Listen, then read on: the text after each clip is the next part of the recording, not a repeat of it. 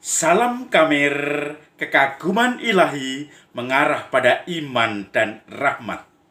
Saudara-saudari yang terkasih, saya membawa alat untuk mengukur tensi, dan ini sering saya pakai untuk mengukur orang-orang yang datang kepada saya, bagaimana tensi mereka, sehat atau tidak.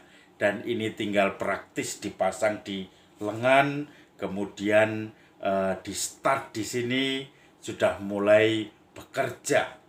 Nah, belum juga. Nah, ini alatnya seperti ini. Ya, langsung naik lagi. Ini alat untuk mengukur tensi atau tekanan darah. Dan tangan saya kepencet seperti ini, nanti akan ketahuan berapa tekanan darah yang saya punyai. Dan ini kelihatannya tekanan darah saya normal. Puji Tuhan. Saya lihat dulu sampai berapa ini tekanan darah saya. Nah, ternyata rendah sekali. Saya mungkin kecapean ini. Maka tekanan darah yang saya punyai 110/71. Kita bisa mengetahui apakah tekanan darah kita rendah atau tinggi, obat apa yang bisa kita minum, dan seterusnya. Maka ini alat untuk sekarang mendeteksi orang sakit. Sembuhkanlah orang sakit. Hari ini Yesus mengutus 70 muridnya berdua-dua.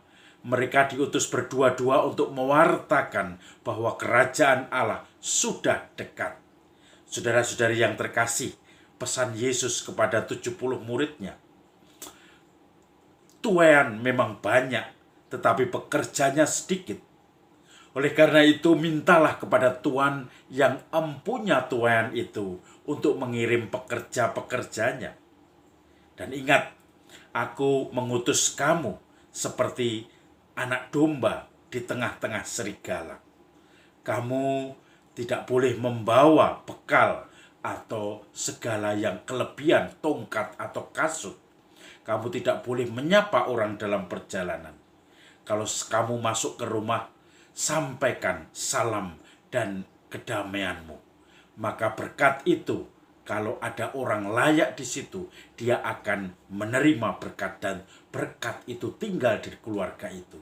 Kalau tidak layak orang-orang di situ, berkat itu akan kembali kepadamu. Makan dan minumlah, jangan pergi dari rumah itu sampai engkau meninggalkannya ketika tugas selesai. Karena seorang pekerja layak mendapatkan upahnya. Dan saudara-saudari yang kalau kamu masuk di suatu kota, tinggallah di situ, makan dan minumlah yang dihidangkan kepadamu. Dan di situ sembuhkanlah orang sakit. Katakanlah kepada mereka, kerajaan Allah sudah dekat. Maka saudara-saudari yang terkasih, ini pun salah satu cara untuk menyembuhkan orang sakit. Sembuhkanlah orang sakit dengan mengecek tensinya dan mencoba memberitahu ini sakitnya apa. Mungkin juga dengan tes darah, yaitu gula darah, kolesterol, asam urat, dan seterusnya. Itu salah satu cara untuk mengetahui penyebab problem dalam badan kita. Dan setelah tahu, kita mengobatinya bersama-sama. Bahkan kita semua diutus oleh Tuhan. Sembuhkanlah orang sakit. Wartakanlah kerajaan Allah sudah dekat. Nah, saudara-saudari yang terkasih, apakah kita di dalam hidup ini pernah menjadi seorang utusan yang menyembuhkan orang sakit, yang mewartakan kabar gembira bahwa kerajaan Allah sudah dekat? Saudara-saudari, ini yang kadang-kadang kita tidak bisa harapkan. Suatu saat saya bertemu dengan melihat kecelakaan di jalan, dan di situ saya berhenti untuk mengecek siapa yang kecelakaan itu. Tabrakan. Rupanya ada satu anak muda dengan bapak-bapak yang naik motor karena gerimis-gerimis, mereka tabrakan banteng, adu kepala, dan kemudian jatuh. Dan kedua bapak itu, bapak dan anak muda itu semuanya kemudian jatuh dari motornya. Bapak itu masih sadar, masih sehat, tapi anak muda itu karena terlalu ngebut, maka dia jatuh terpelanting dan tidak sadarkan diri. Maka saya mencoba untuk izin dari bapak-bapak yang ada di situ yang menolong, supaya saya meminta KTP dari anak muda itu. Tentu saja diambil dari dompetnya, dan dompetnya ditinggal karena atas kesepakatan banyak orang. Saya hanya ngambil KTP-nya supaya tidak dicurigai. Saya baca alamatnya, kemudian saya meluncur untuk memberikan kabar keluarga. Maka kabar yang saya berikan bukan kabar kegembiraan, tapi kabar sedih.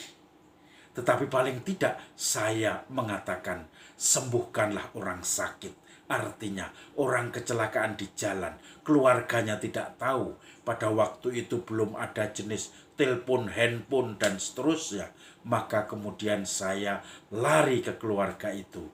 Kemudian memberikan dengan pelan-pelan berita bahwa anaknya kecelakaan di sini dan tadi mau dibawa ke rumah sakit tertentu. Maka saya dengan keluarga itu, dengan bapak dan anaknya, saudara dari yang kecelakaan, itu menuju ke rumah sakit. Dan kami cari, ternyata puji Tuhan ketemu. Lalu ketika mereka sudah saling ketemu, urusan di rumah sakit, dan akhirnya anak itu sudah sadar, mereka bisa saling ngobrol, dan saya mulai cerita kepada bapak itu. Minta maaf kalau saya membawa kabar bukan kabar gembira, tetapi kabar kecelakaan yang mungkin memprihatinkan. Tetapi ternyata anak muda itu yang kecelakaan tidak terlalu parah.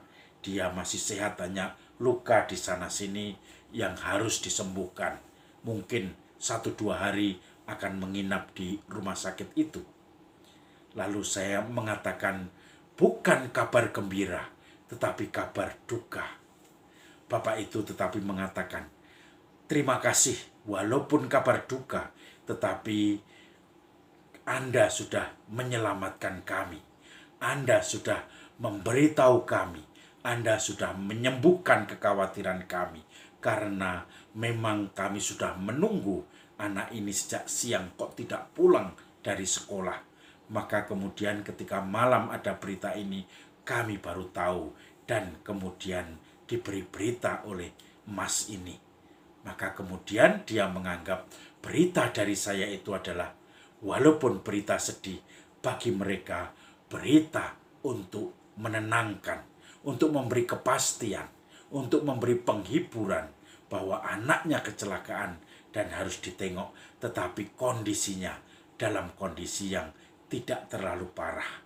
Puji Tuhan, semua tertata, banyak orang menolong, dan akhirnya keluarga itu pun berterima kasih dengan orang-orang yang membawa anaknya ke rumah sakit itu, termasuk kepada saya. Saudara-saudari yang terkasih, banyak macam untuk menjadi seorang utusan di dunia sekarang ini, untuk membawa kabar gembira, penghiburan, untuk membawa penyembuhan. Kadang-kadang mungkin pengalamannya negatif seperti saya tadi, mengabarkan suatu kecelakaan. Tetapi yang positif pun banyak, bahwa ada penghiburan. Sekedar menjenguk orang yang sakit, sekedar memberi penghiburan, memberi semangat orang yang mungkin sedang berbeban, dan akhirnya juga itu yang akan menyembuhkan. Maka ketika kita juga tes-tes tentang tensi, kita pun juga mempunyai efek penyembuhan, yaitu mengetahui tekanan darah dan harus berbuat apa, khususnya yang sudah mempunyai penyakit darah tinggi atau darah rendah. Bisa siap-siap kalau nanti harus periksa ke rumah sakit. Semuanya terkontrol. Maka saudara-saudari yang terkasih, mari kita menjadi pekerja atas tuaian yang melimpah itu dengan kapasitas kita masing-masing. Membawa kabar gembira dengan kapasitas kita masing-masing. Menyembuhkan orang yang mungkin sakit, remuk redam hatinya, tidak bersemangat, atau sedang kecewa dan sedih dalam kapasitas kita masing-masing. Salam Kamir, kekaguman ilahi mengarah pada iman dan rahmat.